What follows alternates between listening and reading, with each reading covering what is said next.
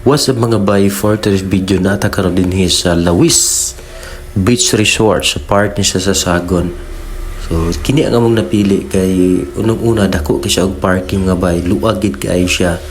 So kung naamoy mga sakyanan din ha, luag gid kay ang parkingan og gusto mo mag-relax, magtambay-tambay, pawala sa kalaay, lami kay ning diri nga lugar kay bugnaw po kaya ang hangin nighampas sa atuang panit mga bay.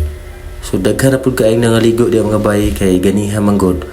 Mabaw pa ang tubig o mga dapit sa alas 2 o alauna mga bay, ning tubo na gid pud ang tubig.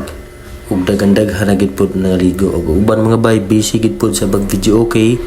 Ug nag-inom pud ang uban og mag gusto ka mag langoy-langoy di ani muna og ka dire sa ubos kay doon po yung mga hagdan mga bay. So mao ni ang itsura sa Lawis Beach Resort.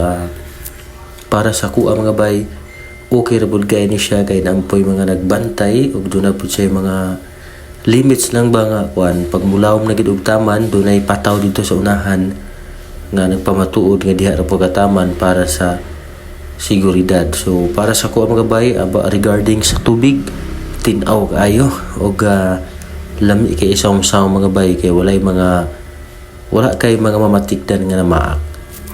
So ingin ana kanindot ang Lawis Beach Resort mga bay. So atimado kay siya sa tag-iya ug padayon gihapon ang ilang pagpanindot kay doon naman to yung mga balas nga akong nakita ganiha nga nag-unload. So base nila pa ning panindutan og taman. So mo ni mga bay akong experience din sa Lawis aparte na kung salom-salom gid ambak-ambak ang hataman.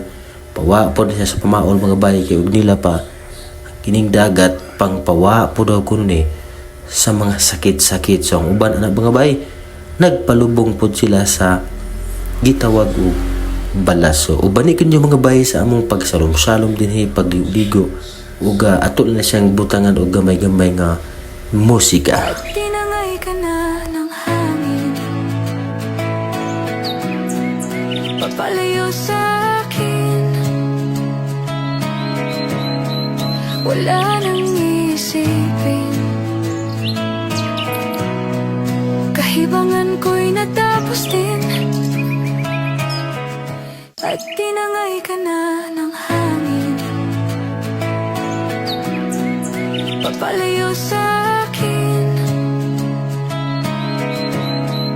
wala nang isipin. Kahibangan ko'y natapos din. Dugay man sila.